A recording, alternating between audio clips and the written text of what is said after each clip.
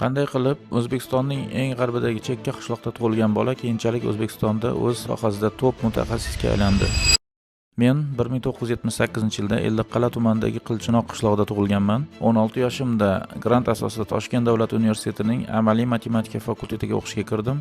1999-yilda o'qishni bitirib qishloqqa qaytdim. Oilada 5 ta farzandmiz. Men to'ng'ich farzandman, javobgarligim katta bo'lgan. Ukalarim va singillarimni o'qitishim kerak edi. Faoliyatimni qishloq maktabida matematika o'qituvchiligidan boshlaganman. Maoshim taxminan $10 edi.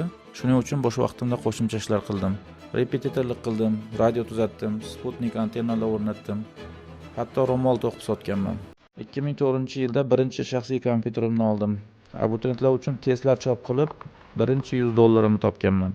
2006-yilda Qozog'istonga ketdim. O'sha yerda dasturlashni o'rgandim va 1S bilan birinchi ish boshladim. Shu yerdan mening IT bo'yicha professional karyeram boshlangan. 2009-yilda oilam bilan Toshkentga ko'chdim. 2014-yilda o'z kompaniyamni ochdim. Bugun kompaniyamiz O'zbekistonda yirik korxonalarni avtomatlashtirish bilan shug'ullanmoqda va jamoamizda 30 ga yaqin ekspert mutaxassislar ishlaydi. Men bir narsani tushunib yetdim. Biznesni rivojlantirish insonning o'zini rivojlantirishdan boshlanar ekan. Shuning uchun bu sahifamda tadbirkorlik, avtomatizatsiya va biznesni raqamli transformatsiya qilish haqida tajribalarim bilan bo'lishaman.